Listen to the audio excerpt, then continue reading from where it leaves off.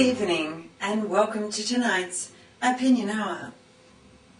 On tonight's show, I would like to discuss the return of David Hicks. Thank God there's an election coming, because there is no way on God's green earth that David Hicks would have been brought home under any other circumstances. We must remember we're dealing with a dickhead of a government who does not care about our rights, our mental well-being, our financial well-being, let alone the well-being of our civil liberties or the rule of law. No better advocate for this government idiocy is what we call national media, who is mostly run by Murdoch. As far as I'm concerned, Murdoch would have to be one of the most dangerous men alive. This man has the power to employ monkeys and get them to work for him.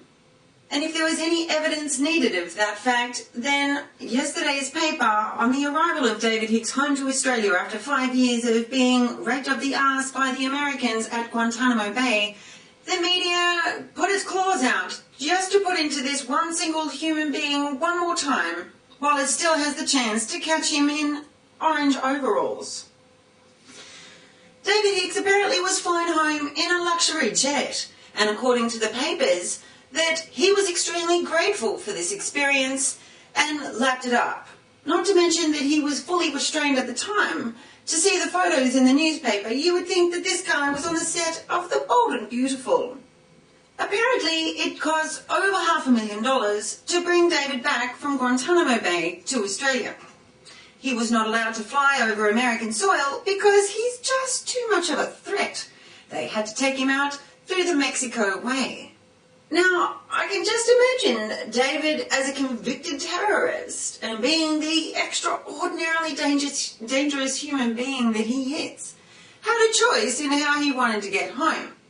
David, do you want to fly economy or would you prefer to fly luxury?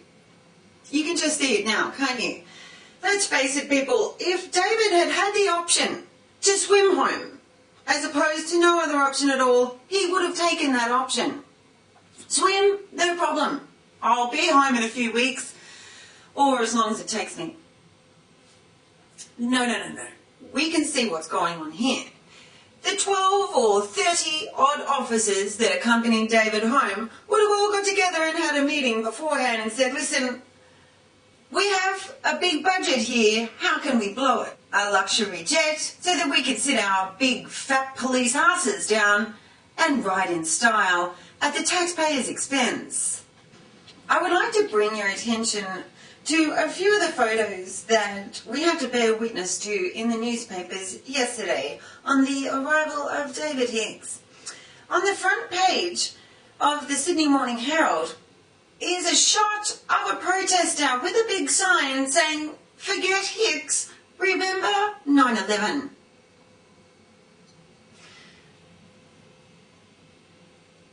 Alright, two things come to mind here.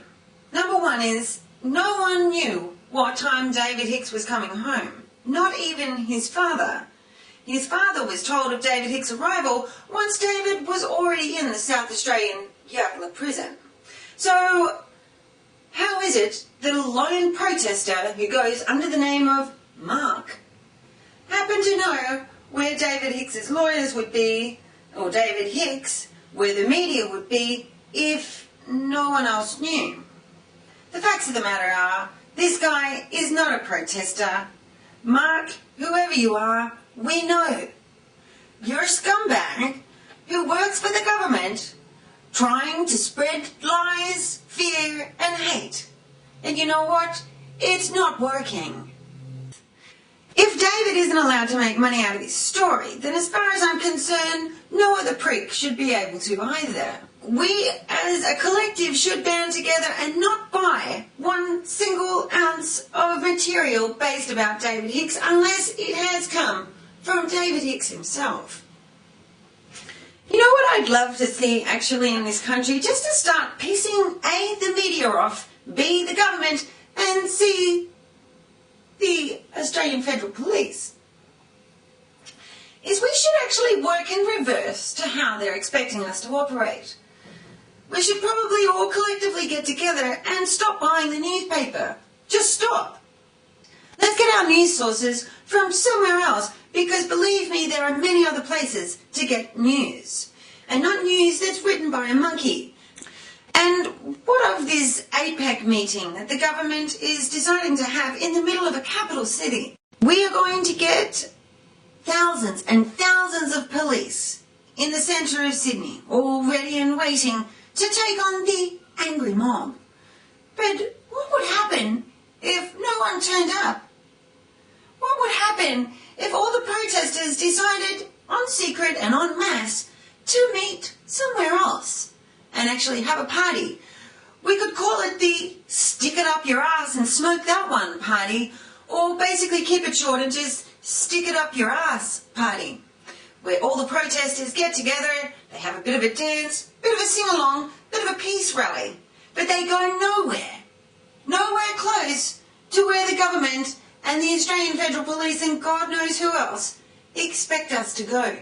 Imagine how hilarious that would look. Thousands and thousands of police lining the road for no one. Well, so much for the dreamer. God only knows we can hope that one day, collectively, we will come together and we will stand as one. And we will make decisions that are based on the power of the people, not the power of the few old schoolboys dressed in fabulous suits, but underneath expose a withering, pathetic little body with no heart, no mind, and no capacity to lead us into a future that we actually desire. We will continue to stand up against the tyrants that are called Murdoch and the Australian government. Please, always remember, John Howard is an idiot, and Murdoch would have to be one of the biggest terrorists we've ever seen. Good night and good luck.